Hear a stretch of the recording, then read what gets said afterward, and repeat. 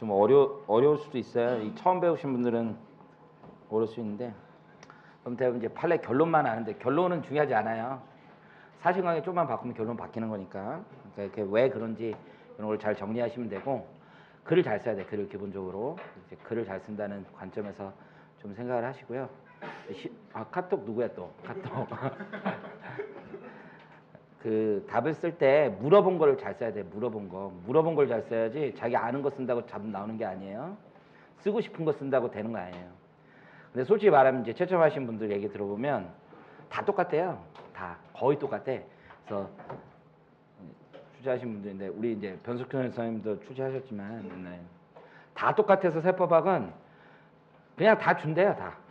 다 비슷해서. 그래서 근데 이제 가끔 저 아는 분들 보면 70점, 80점 맞고 합격하신 분들 있거든요. 예전에 공무원 하시는 분들 공부 하나도 안 하고 가서 70점, 80점 맞거든요. 여러분들 배우는 거 그런 요약서 공부 하나도 안 하고 한 70, 80점 맞아요. 물어본 것만 쓰고 오니까. 그렇죠? 그게 차이가 있는데 어쨌든 물어본 걸 잘 써야 돼요. 여러분들 이렇게 질문을 잘 봐야 돼요. 질문을 시험장에서 항상 그 생각을 하시고. 답답한 마음이 많아요. 자, 10번부터 갈게요. 애누리 얘기해 볼게요. 애누리. 여러분은 이 문제가 근래 발생했다고 생각할 수도 있는데 한 7, 8년 전부터 우리 회계법인 이런 데서 돈벌이로 가장 괜찮다고 생각한 거예요. 그래서 이걸로 회계법인들 수십억 벌었어요. 수십억. 법무법인도 수십억, 수백억 번 사건들이 여기에 질비합니다. 그래서 이제 애누리와 관련된 내용들 한번 볼게요. 사건별로 쭉 보시면 되는데 가끔 그런 질문을 할 때가 있어요. 이번에 마일리지 바뀌었는데 옛날 판례들이 어떤 영향을 받냐 뭐 이런 얘기를 스스로 소설을 쓰고 얘기하시는 분인데 예전 판례는 하나도 영향이 없어요. 여러분들 마일리지하고 애누리가 직접적으로 연관되는 게 아니기 때문에 마일리지 이번에 시행령 바뀐 게 앞에 배우는 10번 판례 한번 쭉 볼까요? 아무 영향 없어요. 11번 판례도 아무 영향 없어요. 12번도 아무 영향 없어요. 13번만 약간 영향이 있는 거야. 13번만. 지금 여기에 나와 있는 것 중에 마일리지 점수 적립과 사용 있죠. 앞에는 쿠폰 이런 말 있어도 지금 시행령하고 아무 상관없어요. 여러분들. 쿠폰이라는 얘기가 다 똑같은 얘기가 아니기 때문에 일단 그래서 저한테 그런 질문을 할까 봐 미리 선전포고해요. 13번에 있는 내용하고 앞에 내용은 시행령 바뀐 거하고 아무 상관이 없다라는 거예요. 아무. 자, 그러면 애누리 한번 볼게요. 이 사건별로 쭉 보다 보면 나름 쟁점이 성립될 수 있어요. 첫 번째는 이제 우리 KT 사건인데 휴대폰 단말기 보존금을 애누리로 볼 수 있는지 여부에 대해서 초기 판례가 나온 거예요. KT가 있어요. A법인이 KT예요. KT가 있고 대리점이 있어요. 대리점. 그리고 마지막으로 고객이 있어요. 고객이. 이렇게 있어요. 그러면 이게 통신이라는 게 두 가지로 구성이 돼요. KT는 삼성전자에서 혹은 애플에서 핸드폰을 사서 대리점에 파는 거고 동시에 그 고객으로부터 통신 요금을 매월 지급받는 거예요. 이건 단말기와 관련된 내용이고요. 그럼 구조는 어떻게 되어 있냐면 KT가 대리점에 파는 거예요. 그죠? 이 사건은 제가 회계법인 했을 때 우리 팀에서 했었던 거예요. 똑같이. 그래서 고객 이렇게 파는 거라고 보시면 돼요. 그러면 문제는 뭐냐면 맨 처음에 이걸 100만 원에 판 거야. 100만 원에. 판 거고 그리고 나서 대리점이 100만 원을 줘야 되는데 100만 원을 줘야 되는데 대리점에 고객이 팔 때 보통 원가를 마진을 안 남긴다고 생각하면 100만 원에 팔아야 되는데 이걸 얼마에 팔았냐면 80만 원에 파는 거예요. 대리점은 수당을 따로 받아요. 따로 통신 계약을 체결하면 다른 수당을 받기 때문에 먹고 살만해. 그러니까 이 대가를 지급하면서 얼마를 지급해 주냐면 당초에 100만 원에 샀다가 정산을 하면서 대가로 80만 원만 주는 거예요. 80만 원. 이 거래 구조는. 지금 상황 이해하시겠죠? 이때 처음에 이제 100만 원 한다면 나중에 경정 청구해서 불복된 거고요. 그러면 이게 애누리에 해당되느냐 이거예요. 애누리에 해당된다라면 100만 원에서 지금 80만 원만 받았으니까 20만 원 까니까 KT의 과세 표준은 80만 원이 되고 애누리가 아니라 장려금 등에 해당된다라면 과세 표준에서 공제할 수 없으니까 그대로 100만 원이란 뜻이 되는 거예요. 근데 얘가 이렇게 깎아주는 이유가 있었는데 그 이유가 뭐냐면 대리점 네가 우리 고객에게 판매하면서 2년 약정 가져와라. 2년 약정 체결한 애들에 대해서는 80만 원만 받겠다. 약정 체결하지 않고 그냥 단말기만 팔 수 있죠. 그러면 안 깎아줬어. 이해하셨어요? 그래서 요 약정이 체결되었기 때문에 지금 애누리로 볼 수 있다는 게 가장 중요한 포인트예요. 그럼 여러분 애누리가 뭐라고 생각하세요? 이 쟁점은 애누리냐 장려금이냐가 가장 중요한 포인트가 되는데 장려금하고 애누리가 실무상 그 구별이 용이하지 않아요. 굉장히 어려워요. 왜냐하면 애누리는 법적 조건이 공급 조건에 따라서 대금을 직접 깎아주는 게 애누리라고 하고요. 근데 장려금도 대부분 뭐냐면 야 많이 팔아 너 100개 이상 팔면은 내가 나중에 돈 꽂아줄게. 이게 장려금이란 말이야. 그래서 제조회사 뭐 유통회사 이런 애들 관계에 있어서 삼성전자가 하이마트에다 납품하면서 너 올해 실적만 채우면 내가 돈 꽂아줄게. 이게 현실적으로 장려금이에요. 즉 공급 조건이 아니라 다른 미션을 주고 그 미션을 달성하면 돈을 주겠다는 게 장려금이에요. 근데 공급 조건은 요거에 딸린 조건이야. 공급에 대한 조건이야. 그럼 공급 조건을 너무 어렵게 생각하지 말고 이렇게 생각하면 돼요. 키 180 이상은 안 좋네. 160 이상은 10만 원씩 깎아주겠다. 이게 공급 조건이에요. 160 이하는 돈을 너무 그래. 자, IQ 50 이상은 깎아주겠다. 그렇죠? 극단적인 경우는 뭐가 있어요, 여러분들? 결혼정보회사 이런 데 있죠. 남자 여자 가격이 틀리죠. 남자는 얼마, 여자는 얼마. 이게 공급 조건이에요. 내가 파는데 어떤 조건을 달고 싸게 팔 수 있다. 이게 애누리의 기본이라고요. 이해하시겠죠? 그러면 여기에는 공급 조건이 딸려 있다고 보는 거예요. 2년 이상 약정을 체결해 오면 80만 원에 받겠다. 내가 단말기를 파는데 2년 이상 약정을 체결해 온 고객에게 판 것은 80만 원 받겠다. 이래서 애누리라는 거야. 이해하시겠어요? 과세표준에서 차감하겠다는 뜻이죠. 그러면 쟁점은 애누리를 볼 수 있는지 여부고 애누리의 개념에 요건 암기하셔야죠. 우리 가장 중요한 내용 중에 하나죠. 우리 법에서 애누리를 어떻게 정의하고 있느냐 6가지로 잘라볼 수 있어요. 6가지로. 재화나 용역을 공급할 때 법조문이 이렇게 돼 있어. 재화나 용역을 공급할 때 요 말 때문에 굉장히 혼선이 많이 있었어요. 그 품질이나 수량, 인도 조건 또는 공급 대가의 결제 방법이라 2, 3, 4는 중요하지 않아. 어차피 4번, 5번이 깔려있어요. 그 밖에 공급 조건에 따라. 통사의 대가에서 일정액을 직접 깎아주는 금액을 애누리라고 얘기를 해요. 이 애누리는 공급가액에 포함하지 않는다. 가장 중요한 조건은 3가지를 볼 수 있어요. 재화나 용역을 공급할 때 공급 조건에 따라서 직접 깎아주는 게 애누리다. 지금 이 사건을 보면 2년 약정을 체결한 사람들에게 직접 깎아준다는 거죠.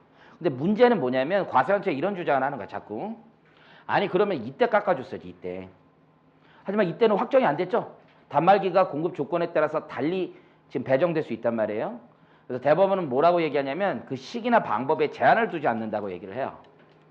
그래서 시기와 관련해서 매출 애누리의 원인이 되는 품질이나 수량, 인도 조건 또는 공급 대가의 결제 방법이나 그 밖의 공급 조건 등은 대부분 재화나 용역이 공급이 이루어지고 난 후에 이루어지거나 밝혀지는 것이 실제 거래관계 현실이라는 거예요. 나중에 알려진다는 거예요. 나중에. 그렇죠? 일단 공급하고 대리인들이 있으니까 걔네들이 판매한 다음에 알려줄 수 있죠. 통상 대가에서 깎아주는 시기가 재화나 용역을 공급할 때가 아닌 재화나 용역을 공급한 후에 직접 깎아주기로 약정하더라도 무방하다고 얘기하는 거예요. 이게 가장 중요한 거죠. 즉 공급할 때 깎아주는 게 아니라 공급 이후에 어떤 정산금을 통해서 깎아줘도 애누리에는 속한다라는 거죠. 시기나 방법에 제한이 없다라고 계속 밝히고 있는 거예요. 품질, 수량, 인도 조건, 공급 대가의 결제 방법 그렇게 중요하지 않아요. 제일 중요한 건 5번 그 밖의 공급 조건이에요. 기타 공급 조건은 재화 또는 용역의 공급과 관련된 부수적인 사항으로 통상 공급 계약에 따라 결정된다. 즉 KT와 대리점 간의 계약에 있어서 전제 조건이 있었던 거예요. 너 만약에 2년 이상 약정 우리 호구님들 데리고 오면 장기간 약정 맺은 이 사람들 데리고 오면 내가 깎아줄게 라고 분명히 있었다고요. 공급 조건이 된다는 거예요. 직접 깎아준 거 만약 직접 깎아주지 않고 내가 일단 돈을 다 받은 다음에 열심히 했어. 돈을 되돌려주면 장려금이 되는 거예요. 직접 깎아준다는 게 공급 조건에 포함해서 이 대가를 감액해주려 하는 게 계약에 다 있다는 얘기지. 그래서 당초 재화 또는 용역의 공급 대가로 확정되었거나 확정될 금액에서 일부가 직접 감액돼야 애누리라는 거예요. 만약 공급가액에서 직접 감액된 경우가 아니다. 그 물품 판매 조건, 용역 서비스 계약 조건에 따라서 감액되는 게 아니라 미션을 달성했네요. 이렇게 주면 일종의 장려금에 해당된다는 얘기예요. 이게 애누리의 가장 중요한 정의가 돼요. 지금 계속 판례가 축적되면서 이게 거의 확고해지고 있다고 보시면 돼요. 그래서 과세관청은 대리점이 A법인에게 지급할 판매 대금에서 직접 차감한 거니까 이거는 차감한 것에 불과하고 약정 없다라고 얘기한 거예요. KT가 고객에게 판매한 게 아니라 대리점에게 판매했고 여기에 약정이 있는 거 아니니 얘기한 거죠. 하지만 이게 공급 조건에 딸린 약정이라고 부르는 거예요. 법원은. 그래서 A법인이 대리점 사이의 단말기약 공급 거래와는 관련이 없다. 따라서 보조금은 애누리에 해당하지 아니한다. 이렇게 했지만 법원은 얘기하죠. A법인과 대리점 사이의 약정은 부가가치세법상 공급 조건에 해당된다. 2년 이상 고객은 깎아주기로 하면 그건 공급 조건에 해당된다는 거예요. 대가를 차감했다. 직접 깎아줌으로 볼 수 있다는 거죠. 직접 깎아준 거냐? A법인 입장에서 수취한 금액은 대리점으로부터 공급가액에서 그 보조금 상당액을 직접 깎아주고 받은 금액이 된다는 거예요. 100만 원 받을 걸 80만 원 직접 깎아줬다는 얘기가 돼요. 장려금이 아니라 애누리다. 시기 얘기하죠. 공급 시기 전에 한정하지 않는다. 나중에 정상금에서 차감해도 상관이 없다라고 얘기를 해요. 그래서 판매 장려금은 그 정의가 해당 거래와 연계됨 없이, 이게 무슨 얘기냐면 공급 조건과 관련 없이란 뜻이에요. 공급 조건과 상관없이 미션 달성에 따라서 주는 거예요. 많이 팔아줬네 고마워 얘기해요. 그래서 공급 조건과는 상관없는 거는 뭐다? 장려금이다.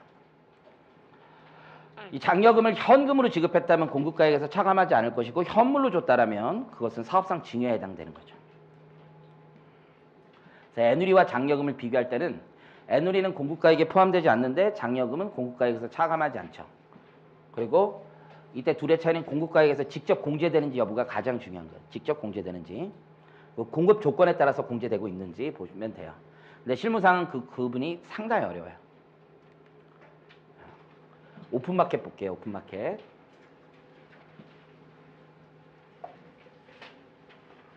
G마켓이죠. G마켓. 조금 어려워도 정확하게 배우시는 게 나아요. 예. 그래서 돈도 벌 거 아니야. 그래서 뻘소리 안 하고. G마켓 있어요. 그럼 G마켓은 이런 걸 오픈마켓이라고 해요. 장터야 장터. 소개해주는 애예요. 그래서 얘네들은 회계사항으로도 매출도 순액으로 잡는 거예요. 사서 파는 게 아니라 에이전트, 공인중개사하고 비슷하다고 보시면 돼요. 그런데 이제 여기는 회원들이 있는 거예요. 회원들 관리하는데 판매 회원이 있는 거고 구매 회원이 있는 거예요. 표현이. 그래서 여러분들이 G마켓에서 물건을 사면 여러분도 회원으로서 사는 거예요. 장터의 회원, 구매 회원이 되는 거고. G마켓에서 물건 올려놓은 사람들이 있을 거 아니에요? 그 사람들은 판매 회원이 되는 거예요. 그럼 얘네들은 수수료를 받는 거예요. 그럼 이거는 정확하게 위스탁 거래 규정이 적용되는 거예요. 즉 재화나 용역을 공급하는 자는 누가 돼요? 얘는 재화밖에 없겠지 대부분. 용역을 공급하는 자는 판매 회원이 구매 회원에게 공급하는 거예요. 위스탁 거래이기 때문에. G마켓에서 샀다고 해서 G마켓에서 하는 게 아니에요, 여러분들. 누가 파는 거예요? 판매 회원이 파는 거죠. 그렇죠? 그리고 나서 G마켓은 판매 회원에게 청구를 하는 거죠. 수수료를 청구하는 거예요. 회계상으로 봤을 때 이 수수료가 20이라고 가정을 하면 얘는 회계 처리 10,000원짜리 팔았다라고 해요. 20% 2,000원이다. 그럼 매출은 얘는 8,000원이 아니라 10,000원이 되는 거야. 얘는 매출이 얼마가 돼요? 2,000원이 되는 거고 이 2,000원은 이 판매원 입장에서는 지급 수수료로 처리하면 되는 거예요. 이해하셨죠? 세금 계산서도 원래 얘가 공급하는 자죠. 그래서 우리 세금 계산서 발급거래에서 어떻게 봐요? 수탁자가 작성을 하게 돼 있죠. 작성을 하는데 공급하는 자를 판매원으로 하는 거죠. 얘가 공급한 거고 수탁자는 부기하게 돼 있죠. 만일 이자가 직접 인도한다라면 어떻게 돼 있어요? 직접 인도한다라면 발급할 수 있다죠. 그 경우에도 수탁자는 반드시 부기하게 돼 있죠. 이 거래의 에이전트가 누군지는 반드시 써달라는 얘기예요. 이게 전반적인 내용인데요. 지금 여기서도 쿠폰이 있어요. G마켓에서 물건 사면 쿠폰 있죠? 이때 쿠폰이 여러분 얘기하는 마일리지하고는 상관없어요. 그냥 지급 주고 바로 깎아주는 거야. 이해하시겠죠? 자, 그럼 보면 할인 쿠폰 500원을 발행하고 구매원이 10,000원의 물품을 할인 쿠폰 적용해서 9,500원에 결제한 거예요. 그럼 얘가 10,000원짜리를 파는데 원래는 2,000원을 받아요. 수수료로. 원래는. 근데 여기서 500원을 깎아준 거야. 그럼 만약에 얘가 깎아준 거 그대로 받으면 얘는 많이 손해가 되겠죠. 그래서 보통 계약상에 어떻게 하냐면 내가 500원 깎아줄게. 내가 쿠폰 발행한 거, G마켓이 쿠폰 발행한 거 내가 받을 수수료에서 깎아줄게. 이렇게 얘기를 하는 거예요. 여러분 실무할 때도 G마켓에서 할 일은 별로 없을 거 아니에요. 여러분들이. 그럼 얘를 한다고 얘를 실무하시면 얘는 대부분 소비자를 대상으로 하기 때문에 어떤 애들이 되냐면 세금계산서 발급을 안 해요. 그러면 얘가 알려줘. 얘가 알려주면서 표를 쫙 줘. 자기네 수수료에서 얼마 차감했고 배송비 얼마 있고 이러거든요. 그럼 기장할 때 요거 자료만 보고 하는 거야. 세금계산서 하나도 없이 그 표를 읽을 줄 알아야 돼. 이 거래를 모르면 대부분 기장을 못 한다고. 요런 애들이 얼마나 많은데 세상에. 쇼핑몰에다 얹어서 파는 애들 뭐 유아복, 아동복 같은 거죠. 어쨌든 그런 거 뭐 전자레인지부터 해서 수많은 상품을 판단 말이에요. 그럼 쟁점은 뭐냐면 이때 G마켓이 판매 회원에게 500원 수수료 차감한 거 있잖아요. 이걸 애누리로 봐서 부가세 공급가액을 1,500원을 볼 수 있는지 아니면 이게 애누리가 아니라 장려금 등에 해당돼서 2,000원을 그대로 봐야 되는지가 문제가 되는 거예요. 그러면 이게 공급 조건에 해당되느냐 이게 문제가 되는 거예요. 공급 조건에 따라서 직접 깎아주는 것이 되느냐 이게 가장 중요한 포인트고 지금 결론은 우선 먼저 말씀드리면 500원 깎아주는 게 맞다라는 게요. 자 보시면 쟁점은 2,000원이 아닌 1,500원을 볼 수 있는지 여부가 쟁점이고요. 과세관청은 이런 생각을 한 거예요. 아니 원래 2,000원인데 얘가 소비자를 대신해서 네가 얘는 똑같죠. 얘는 이따 보겠지만 또 비슷하겠지만 소비자 대신해서 내준 것뿐이다 이런 주장을 해요. 그래서 판매 촉진비 성격이다. 이해하시겠죠? 판매 촉진비에 불과하다. 그러니까 2,000원 받고 나서 500원 되돌려줬다라고 보는 거야. 과세관청 계속. 근데 법원은 공급 조건을 판매해 봐요. 이 거래가 상품 매매 계약과 서비스 계약 두 가지로 이루어졌다는 거죠. 상품 매매 계약은 요걸 상품 매매 계약이라고 하고 요 거래는 서비스 계약이라고 해요. 서비스 계약의 공급자는 G마켓이 되고 상품 매매 계약 공급자는 판매 회원이 되겠죠. 중요한 건 판매 회원의 동의하에 쿠폰이 적용되어 상품 가격의 할인이 이루어지면 그와 연동돼요. 연동이 되고 있다는 거죠. 저기 할인이 이루어지면 자연스럽게 공급가액이 차감되고 있죠. 연동되어 같은 금액만큼 서비스 이용료 할인이 이루어지는 것으로 봄이 상당하다.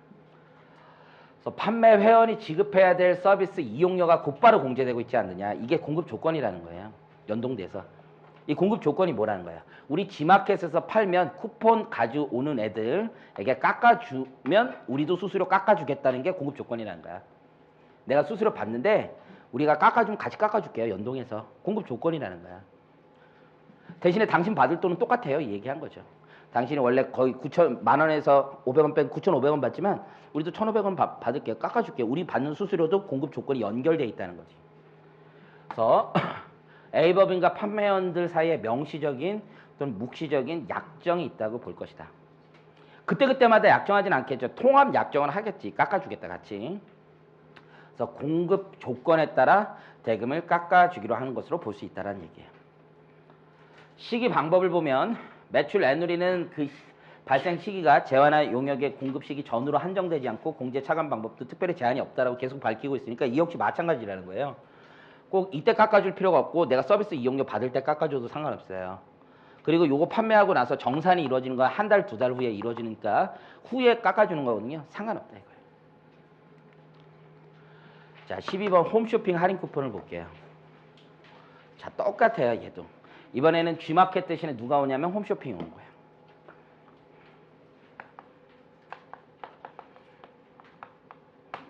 홈쇼핑. 홈쇼핑에서 이제 수수료를 방송 송출료도 받는 경우도 있고 회당 얼마 이렇게 받는 경우도 있고요. 또 뭐도 있냐면 수수료 베이스로 받는 경우가 있어요. 니네 이번에 뭐 10,000원에 팔면 30% 우리 줘라. 이렇게 다양한 방식은 존재해요. 홈쇼핑은 더럽게 할인을 많이 해주죠. 즉시 할인해 주는 게 뭐예요? ARS 이런 거 할인 있죠. 고객님 지금 얼마 안 남았어요 하면서 얘기하잖아요. 그렇죠? ARS 자동 080 주문하시면 1,000원 할인 들어갑니다. 얘기하죠. 뭐 3개월 결제 국민카드하고 연결되면 뭐 12개월 할부 무이자하고 깎아준다. 7% 이번에 계약 조건 특별하니까 이번 기회를 놓치지 마세요. 뭐 이런 얘기 하잖아요. 어쨌든 그런 거야. 할인 쿠폰. 이제 홈쇼핑 업체가 할인 쿠폰을 발행했는데 아까는 G마켓을 얘기했는데 이번엔 누굴 얘기할 거냐면 판매 회원을 얘기할 거야. 판매 회원. 왜냐면 홈쇼핑이 발행해서 그냥 깎아주는 거잖아. 3,000원. 그렇죠? 그러면 내가 받을 수수료에서 얘도 같이 차감이 된다는 거지. 지금 얼마를 깎아주는지 일단 정확히 기억이 안 나요. 1,000원인가? 상품 구매자로부터 할인된 판매 대금만 지급받고 홈쇼핑도 역시 자기네 ARS 할인하면 자기네 수수료에서 까는 거야. 그게 홈쇼핑도 좋다는 거지. 많이 팔면 좋은 거니까. 차감된 수수료만큼을 지급받았다. 그래서 30% 수수료 받기로 했을 때 1,000원을 할인해 준 거예요. ARS 할인 뭐 이런 거 똑같은 거야. 그러면 이게 1,000원 할인해서 9,000원에 판매됐다는 거죠. 그럼 얘는 원래 3,000원 받기로 하는데 1,000원 까준다는 얘기죠. 그럼 홈쇼핑에는 확실하죠. 이거는 방금 배웠던 대로 2,000원이 공급가액이 돼요. 그럼 이번에는 얘가 공급가액이 10,000원이냐 아니면 9,000원이냐 이 문제가 되는 거예요. 이해하시겠죠? 선생님 쿠폰이니까 마일리지고 제3자가 보존해 준 거 아닙니까? 그거 상관없어요. 이거 결제해서 차감한 게 무슨 보존이야? 아닌 거지. 그러니까 상관이 없는 거야. 똑같은 거야. 1,000원. 그럼 이때 우리 법원 어떻게 생각했냐면 10,000원을 볼 건지 9,000원 볼 건지가 쟁점이 되는데 애누리냐 아니냐 이거야. 경제적 이해관계를 먼저 보자 이거죠. 얘 입장에서는 똑같아요. 어차피 안 깎아줘도 7,000원 받죠. 10,000원에서 3,000원 빼니까 깎아주면 9,000원에서 2,000원 빼니까 7,000원 받죠. 경제적 입장에서는 똑같단 말이에요. 할인 쿠폰 발행하든 안 하든 저 판매 회원이 받는 돈은 똑같아요. 그러면 과세관청은 사전 약정 없이 할인 쿠폰 막 발행하고 ARS 하고 홈쇼핑 업체가 그냥 할인해 준 거니까 요 대가에서 차감한 거니까 요건 그대로다라는 주장을 계속 하는 거예요. 10,000원 그대로다. 애누리 없다라고 주장을 하는 거죠.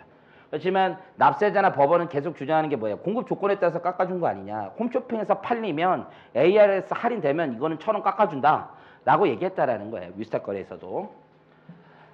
근데 법원이 기가 막힌 법률을 가져와요. 그게 뭐냐면 법률관계 독립성이라는 거예요. 이건 조금 어려워요. 여러분들 이걸 직접 내기는 되게 어려울 것 같아. 그래서 법률관계는 독립적으로 지금 존재하는 게 위탁 매매에 해당하고 홈쇼핑 업체와 상품 구매자 사이의 거래에 따른 부가세 효과는 위탁자인 갑에게 모두 귀속되는 게 법리가 맞을 테고, 근데 두 단계의 거래 구조를 가지고 있고 홈쇼핑 업체가 위탁 사무를 처리하는 용역을 제공한다. 위탁 사무에 따른 용역 대가를 수령하는 거고, 갑법인은 상품 구매자에게 상품을 판매하는 제외 공급 두 가지의 공급으로 나눠져 있다. 갑법인과 홈쇼핑 사이의 판매 수수료 지급은 갑법인과 상품 구매자 사이의 상품 지급 대금의 지급과는 완전히 별개의 거래라는 거예요. 법률 관계가 다르다면 공급가액 산정도 각각 다 따져봐야 되는 거야. 이거 다 연동하지 말고 따져보는 거야, 따로. 공급가액은 독립적이다. 그래서 이렇게 판단하는 거야.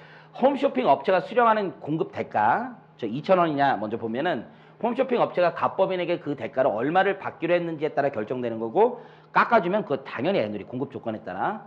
갑법인이 수령하는 공급 대가도 상품 거래로 갑법인이 구매자에게 상품을 판매하기로 하면서 대가를 얼마로 받기로 했는지만 따져보면 되지, 저기 앞에서 깎아주고 저기에서 깎아주니까 이렇게 따지지 말라니까. 결국 소비자에게 받는 돈을 기준으로 하자는 거죠.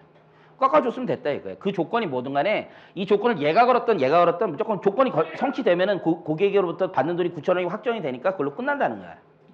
그래서 갑법인과 상품 구매자 사이에서 보면 상품 구매자로부터 할인액이 차감된 금액을 받아다. 구매자하고만 보자 이거예요. 앞에 뒤에 애들 보지 말고 구매자하고만 보면 직접 차감된 금액이다. 그래서 애누리 성격에 부합한다. 번호가 13번인 것 같은데 잘못 적은 것 같은데, 자 이거 보죠. 요거 판례를 좀 제대로 한번 이해해봐요. 다수 의견하고 소수 의견으로 나눴고 반대 의견으로 나눴고, 반대 의견의 논리를 가지고 일부 이번에 시행령이 반영이 된 거예요.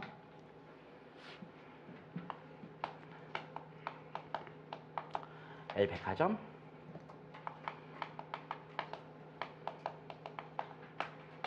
L마트 등이 있죠.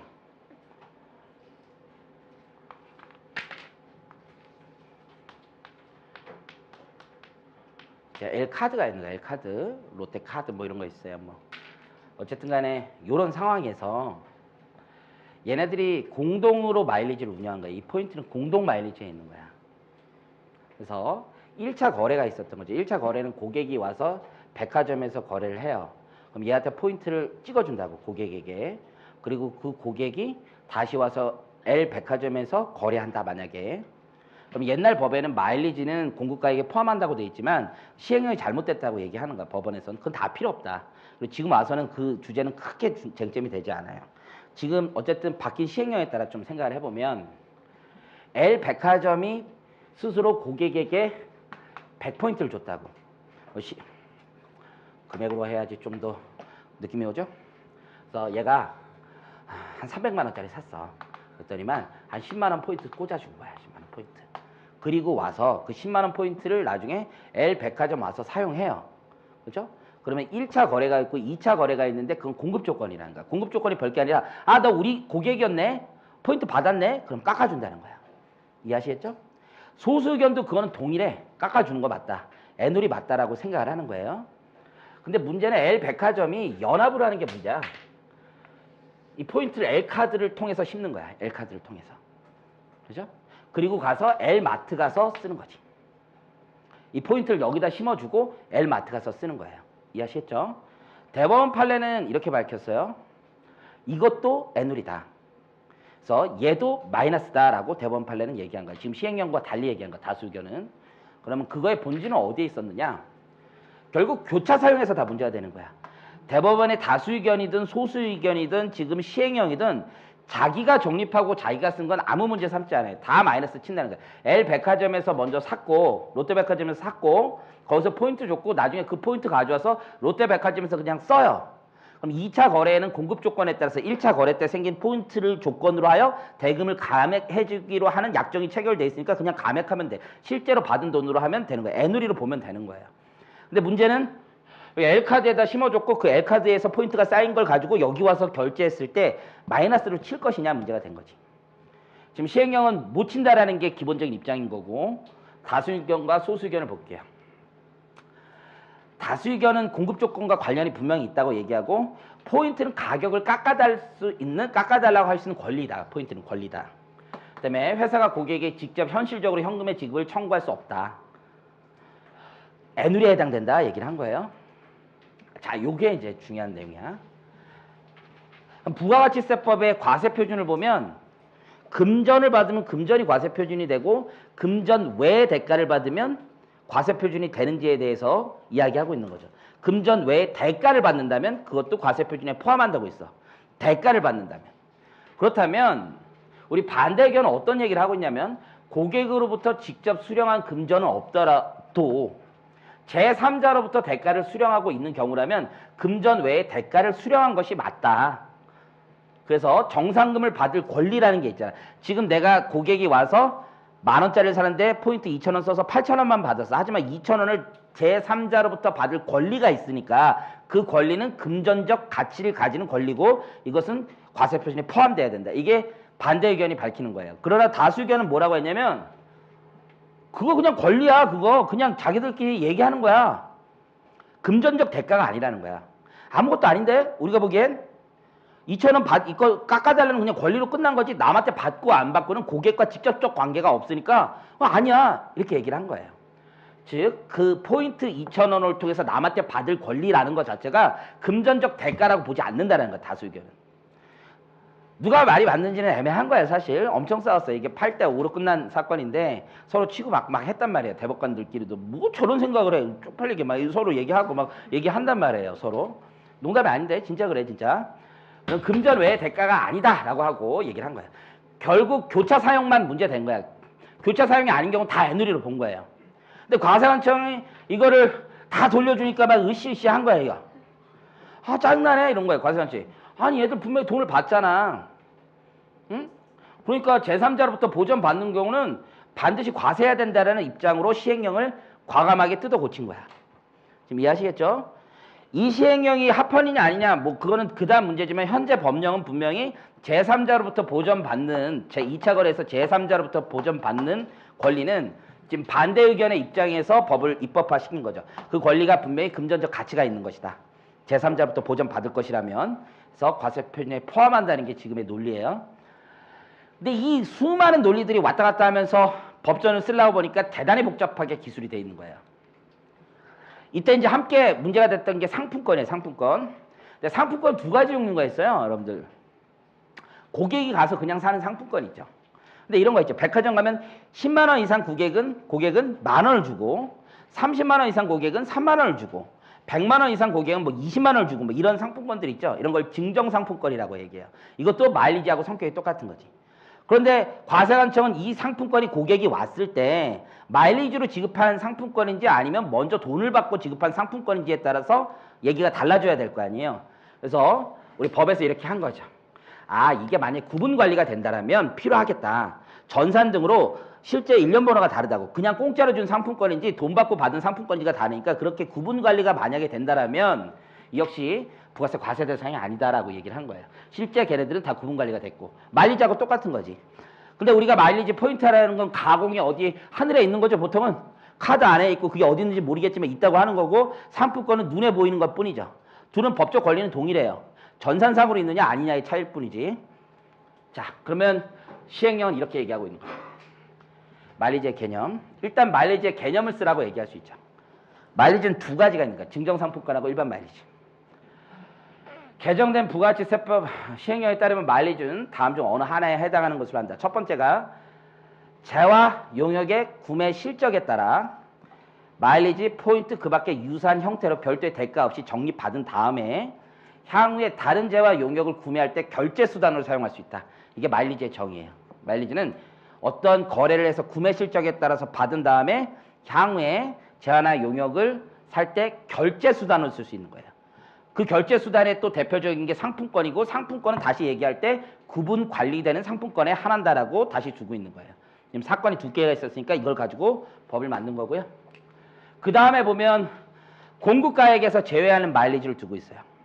그래서 공급가액에서 제외하는 마일리지는 두 가지가 있어요. 여러분들 다 자기적립 마일리지 하나만 있는 줄 아는데 절대 그게 아니야. 자기적립 마일리지는 큰 쟁점이 아니죠. 공동 마일리지가 큰 쟁점이고 이번 법에서도 가장 중요한 건 공동 마일리지야. 생각을 해보면 자기적립 마일리지 법전을 조금 바꿨었어요. 거의 똑같습니다. 재화나 용역을 공급하고 마일리지를 적립해주거나 상품권 등을 내준 사업자에게 사용한 마일리지죠. 즉 백화점에서 주고 백화점에서 사용하는 마일리지를 얘기해요. 그건 눈에 보이는 거야. 백화점 포인트가 따로 있고 백화점에서 그냥 사용하는 거예요. 결제받은 금액은 공급가액에서 제외한다. 즉 만원짜리인데 현금으로 받은 건 9,500원짜리고 9,500원이고 500원만 포인트 결제했으면 이 포인트를 롯데백화점이 주고 롯데백화점이 다시 적립받아서 사용했다면 9,500원만 과세표준이란 거예요. 공동 마일리지. 이건 뭐냐면 롯데백화점이 포인트를 주는데 어디다 심어준 거냐면 롯데카드에다 심어준 거예요. 그죠? 롯데카드에다 심어준 거야. 그리고 나서 얘가 롯데카드 들고 와서 결제하는 거예요.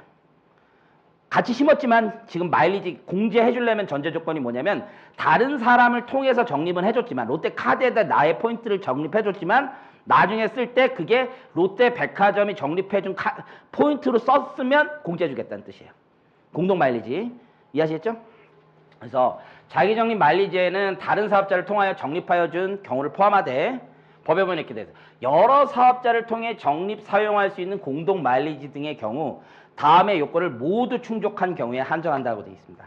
그럼 첫 번째, 당초 공급자와 이후 공급자 같다는 사실이 확인돼야 돼요.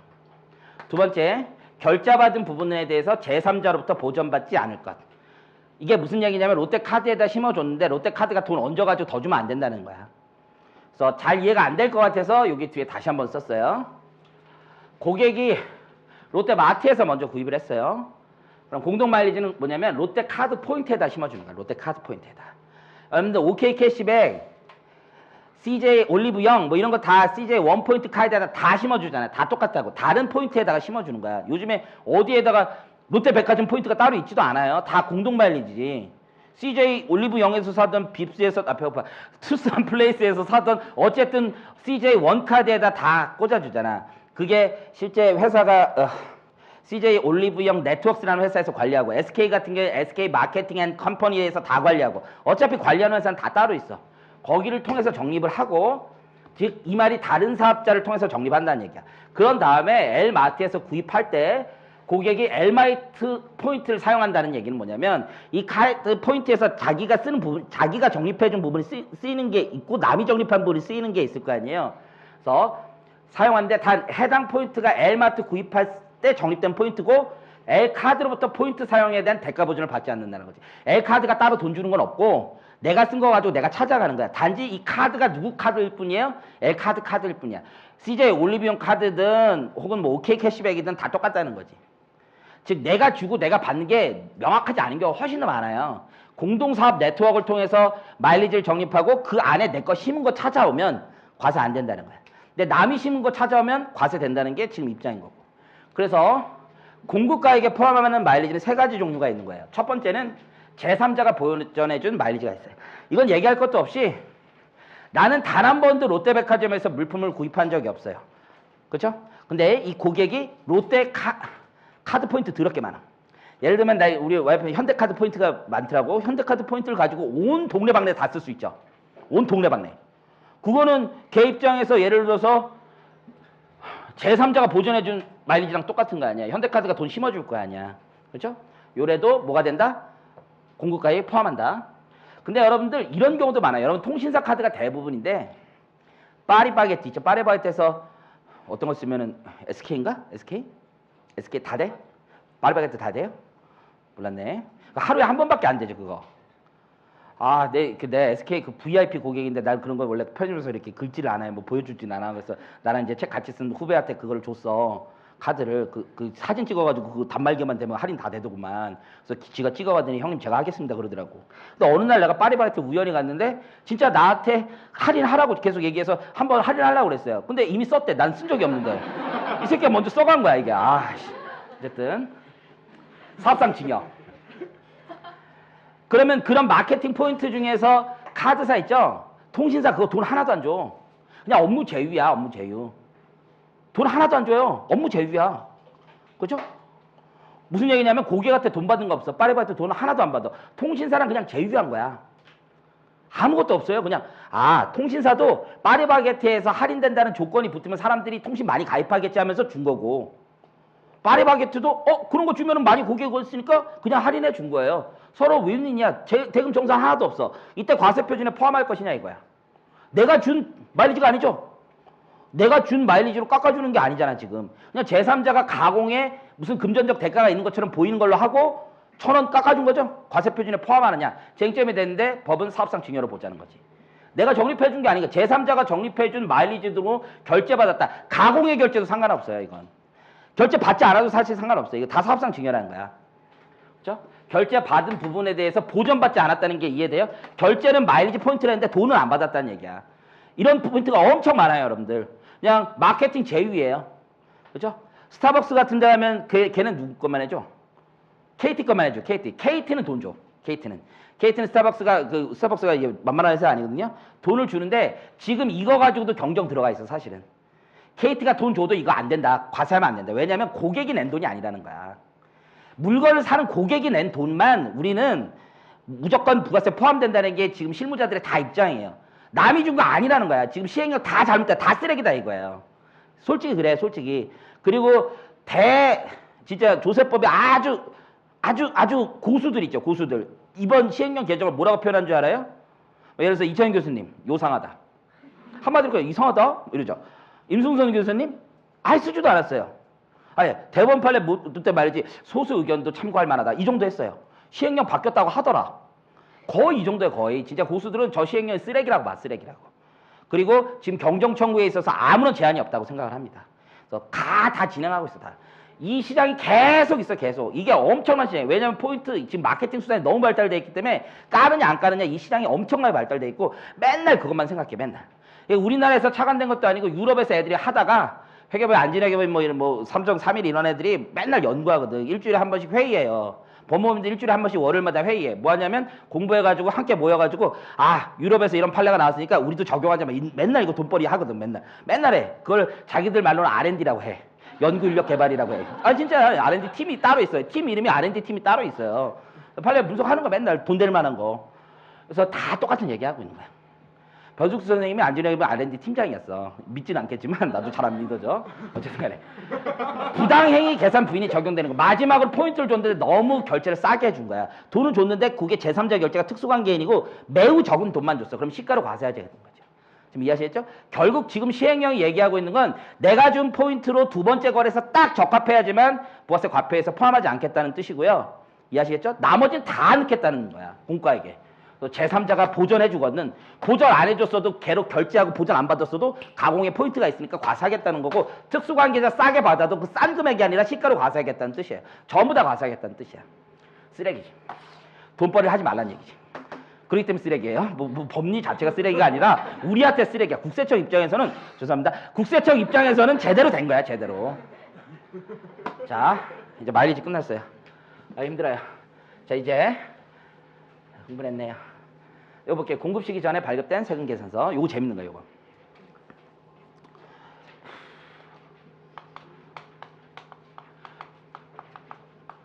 전단계 세액공제법에서 매입세액을 빼주는 거죠. 이중과세를 방지하기 위해서 그렇죠. 내가 공급가액으로 과세되는데 그 전 단계에서 창출된 부가치세 이미 과세됐으니까 빼준단 말이야. 대신 전단계 세액공제법을 제대로 운영하기 위해서는 세금계산서 제도가 필연적이죠.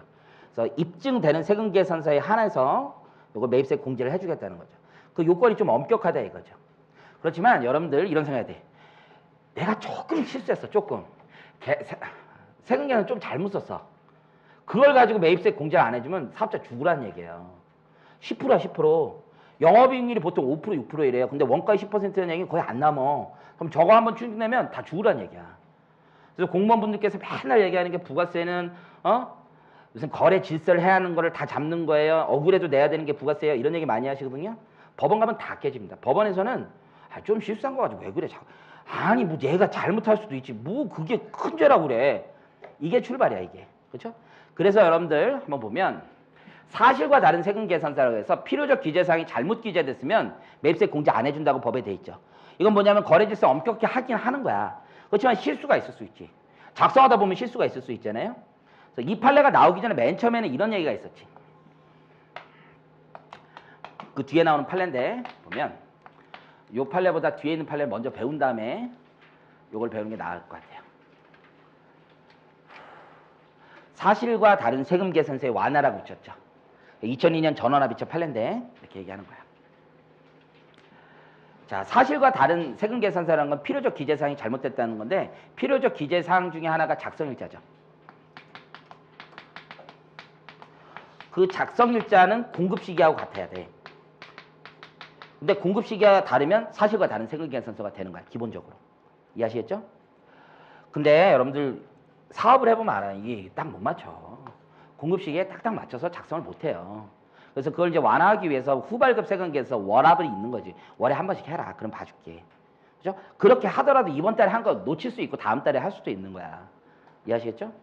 그래서 이제 같은 과세 기간이라면 뭐 2017 1기라면 원래 공급시기가 있다. 공급시기.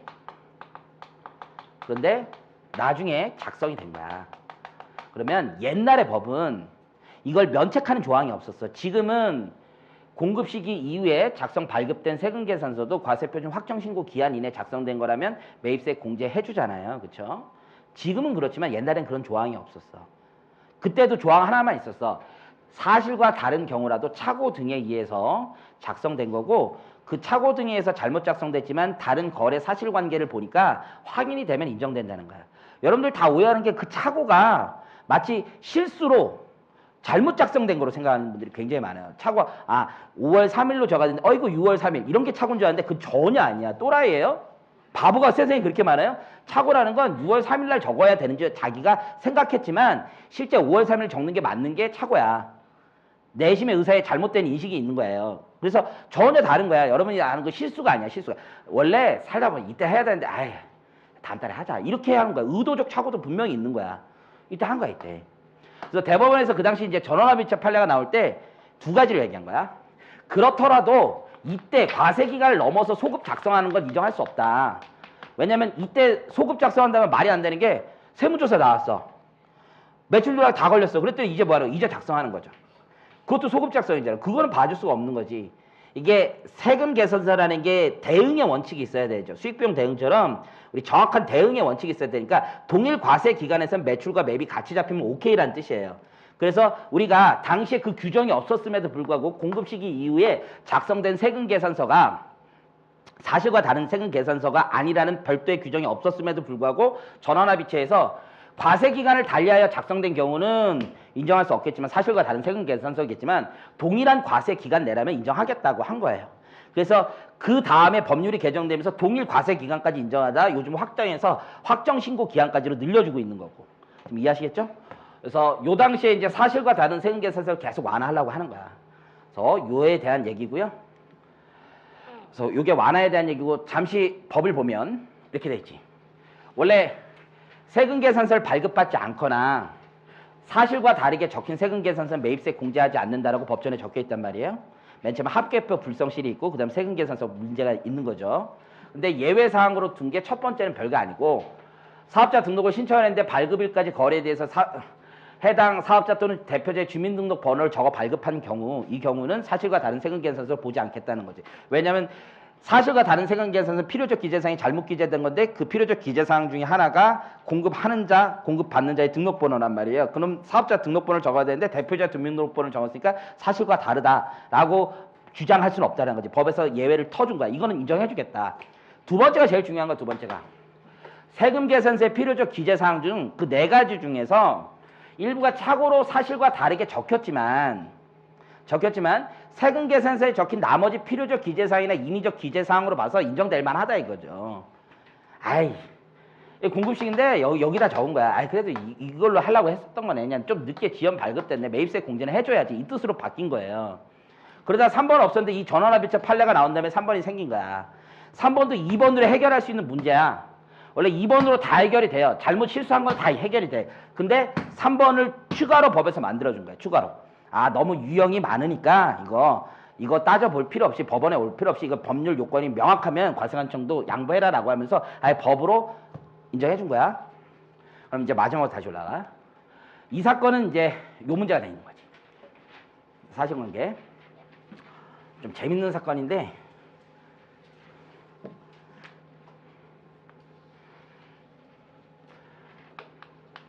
(7월 11일에) 선발급한 거야. 선발급. 자, 공급 시기 전에 선발급하는 게 인정되죠. 지금 법으로 인정되죠. 왜 인정이 되는 거야? 이것도 사실과 다른 세금계산서의 완화야. 대가의 전부 또는 일부를 수령하면 그 대가만큼은 세금계산서 발급할 수 있죠. 이게 과세기간 대응에 문제가 없다라는 거지. 그래서 봐주는 거야. 봐주는 조건을 하는 거야. 여러분 물론 이제 기본 강의 저도 뭐 하고 그러면은 갑과 을의 관계가 있는데 갑이 먼저 돈을 빼고 얘는 매입세 공제받고 얘는 매출만 하면 중소기업이 부담이 되니까 이게 선발급 세금계산서 인정한다고 하는데 한 중학교 수준이고 고등학교 수준 되면 그 정도는 안 한다고. 그죠? 이게 원래는 선발급이 사실과 다른 세금계산서의 완화야 다. 먼저 돈 주고 끊은 거 다 인정해 주겠다는 거야. 왜냐면 이거는 돈을 주고 끊었기 때문에 매입세를 부당하게 환급받을 일이 없어. 다 본질은 매입세를 부당하게 환급받는 애들 제재하고 싶은 거예요. 먼저 돈 빼먹는 애들. 세금계산서 영수증 하나 가지고 돈 빼먹는 애들 다 발급, 다 제재하고 싶은데 돈 줬잖아. 부당하게 빼오는 게 아니잖아. 쟤는 매출세 낼 테고. 그러니까 이걸 완화시킨 거야. 근데 선발급을 했어요. 근데 대가는 안 받은 거지. 그럼 선발급 세금계산서 요건은 만족하지 못했어. 근데 대가를 지급하지 않았어요. 근데 용역이 완료된 공급 시기는 언제냐면 10월 30일이야. 이걸 사실과 다른 세금계산서로 볼 수 있는지 여부야. 근데 동일한 과세기간에 지금 끊겼죠. 근데 우리가 반대로 생각해보면 매입세 공제가 되잖아. 공급 시기가 먼저 있고 그 다음에 세금계산서가 발급되면 이건 매입세 공제해주잖아. 근데 지금은 여기에 반대 상황인 거죠. 매입세 공제를 해줄 것이냐 이 여부죠. 이때 법원은 아까 우리 2항하고 3항이 있었잖아요. 요 조항이 있었고 그냥 사실과 다른 세금계산서를 완화하는 거 착오로 잘못 기재되었으나 거래 사실 등에 따라서 확인되는 경우는 매입세 공제해준다는 2번 조항이 있었잖아. 법원은 여전히 이 조항도 2번으로 해결돼. 왜냐하면 3번 조항이 그냥 예시적으로 유형화된 거를 얘기하고 있을 뿐이니까. 인정된다 이거야. 보시면 쟁점은 발급일이 속한 확정신고 기한 이내에 공급 시기가 도래하고 같은 과세기간, 단 전제 조건은 관련 매입세를 공제할 수 있는지 여부가 쟁점이 됐는데 작성일자가 사실과 다르게 기재된다는 건 필요적 기재사항 중 하나인 작성 연월일이 공급 시기와 다른 것을 의미하고 매입세액을 공제하지 않은 것을 원칙으로 하지만 다만 필요적 기재사항 중 일부가 착오로 적혔으나 해당 세금계산서의 그 밖의 필요적 기재사항, 임의적 기재사항으로 보아 거래 사실은 확인되잖아요. 좀 늦게 적은 게 뭐 잘못이냐 이거예요. 별게 아니야. 늦게 적을 수도 있지. 사실과 다르게 적을 수도 있지. 뭐 그렇게 잘못이야. 며칠 늦은 거 가지고. 너무한 거 아니야? 뭐 이 얘기예요. 뭐 그렇게 잘못했다고. 거래질서를 행한 것도 아니지. 뭐 이거 같은 과세기간인데 어차피 같은 과세기간에 신고하고 매입세 공제받는 건데 그게 뭐 그렇게 잘못이니? 자꾸 얘기하는 거야. 대법원은. 근데 공무원들은 어떻게 하는 거예요? 하루라도 틀면 큰일 나죠. 뭐 이런 얘기 하는 거야. 대법관들은 아니지. 뭐 그거 가지고 하냐. 이해하시겠죠? 세무조사 나오면 이거 가지고 맨날 뽑는단 말이야. 그래서 거래처 출고 컴퓨터 쭉 빨아. 그러면 매월 출고되는 게 있고 그거 합산된 거랑 세금계에서 발급한 거랑 안 맞아요. 다 안 맞아. 맞는 애들 없어 아무도. 근데 그거 자꾸 과세하니까 대법원은 자꾸 제재하는 거야. 같은데 뭘 그렇게 하니 자꾸. 판이상은 부가세를 부담하지 않은 채 매입세액을 조기 환급 받을 목적으로 공급 시기 전에 미리 세금계산서를 발급받는 등의 특별한 사정이 없는 이상 이거를 제재하려고 그러는 거야. 사실과 다른 세금계산서는 실제 거래도 없이 그냥 돈도 주지도 않고 그냥 계산서만 발행해서 매입세 공제 받는 애, 부당하게 환급 받는 애를 제재하기 위해서 사실과 다른 세금 계산서를 인정하지 않겠다, 매입세 공제 안 해주겠다는 취지지 다른 취지 아니라는 거예요. 그래서 그런 특별한 사정이 없는 이상은 필요적 기재사항이 사실과 다른 게 적혔더라도 야 그냥 같은 과세기간에 거래됐으면 봐줘 좀 이 얘기예요. 전단계 세액공제 제도의 정상적인 운영을 저해하거나 세금계산서의 본질적 기능을 해치지 않는 것으로 인정되는 경우에 매입세 공제해주겠다는 거지. 세금계산서가 영수증이잖아요. 내가 돈 줬다는 영수증이잖아. 매입세 공제 받을 수 있다는 영수증이니까 그 영수증이 조금 잘못돼도 인정해주겠다는 거지. 이해하셨죠? 여러분 식당 가서 밥을 먹었어요. 5만 원 줬어요. 근데 영수증이 50만 원이라고 적혔어요. 그게 무슨 차이예요? 그건 좀 잘못 적힌 거죠. 근데 이제 환급을 받으려면 큰 문제고. 근데 예를 들어서 이런 거 봐요. 내가 어제 밥 먹었는데 얘네 단말기가 잘못돼서 어제 먹었는데 그저께로 적혀있어요. 이거 큰 문제예요? 아니에요. 그냥 돈 주고 서로 왔다 갔다 영수증이에요. 영수증. 근데 이제 여기서 얘기하는 게 이런 건 안 된다는 거지. 이게 사실과 다른 세금계산서의 본질을 얘기하는 건데 조기 환급분은 배제한다는 게 무슨 뜻이냐면 단지 부당하게 세액 공제 환급 받을 목적으로 대가 없이 세금계산서만 끊고 그렇죠? 거래 사실이 없는 건 그거는 못 해준다 이거지. 만약에 공급 시기가 이 안에 안 오고 이때였다 이러면 과다하게 받은 거지. 조기 환급 받으려고. 용역에 공급도 없었는데 조기환급 받으려고 한 거지. 이건 아니라는 거죠. 이런 경우에는 제한할 필요가 있다라고 얘기하는 거예요. 이게 사실과 다른 세금계산서에 대한 전반적인 이해예요. 그래서 올해 좋은 판례가 나왔던 거고 완화된 거고 17번은 그냥 진짜 편하게 보시면 되는데 명의돼요. 명의돼요. 상상도 못할 논리가 나온 거야. 자, 명의되어 했어. 자, 내가 회사의 대표이사였어요. 얘가. 근데 자기 회사의 전문 경영이니까 내가 전문 경영이야. 근데 회사 돈을 좀 빼돌리고 싶어. 전문 경영이 됐으면 이제 월급 많이 받았는데 별로 안 준단 말이에요. 회장님이. 돈을 만들어야 되겠죠? 그래서 내 친인척 명의로 사업자 등록을 낸 거야. 그리고 그 사업자 등록된 데서 물건을 사오는 거지. 이해하시겠죠? 그런데 이제 차명으로 튼 거야. 차명으로 쉽게 얘기하면. 차명으로 터서 그렇죠. 이게 사실과 다른 세금계산서인 거지. 그러면 차명 튼 애 이름으로 공급했을 거 아니야? 사실과 다른 세금계산서인 거야. 그러면 세금계산서에는 공급하는 자의 상호도 적게 돼 있고 선명도 적게 돼 있고 사업자 등록도 적게 돼 있잖아요. 그럼 공급하는 자는 그 차명인 사람이에요? 아니면 실제 오너예요? 실제 오너. 실제 오너가 공급하는 자죠? 실제 오너가 공급하는 자잖아. 근데 차명으로 공급한 것처럼 한 거죠? 이것도 역시 사실과 다른 세금계산서라는 거야. 이거야말로.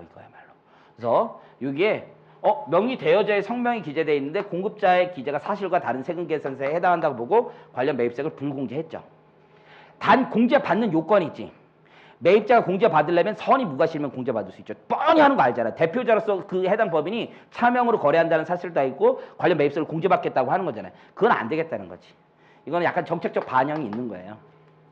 그래서 공급자의 필요적 기재사항 다른 사람 적은 거다. 이 뜻만 이해하시면 돼요. 이게 그렇게 중요한 건 아니고 이때는 이제 선의 무과실의 논리가 나온 거죠. 매입세 공제받으려면 다른 자와 거래한다는 사실을 알더라도 알면은 매입세 공제 안 되는 거죠. 하지만 선의 무과실은 공제될 수 있죠.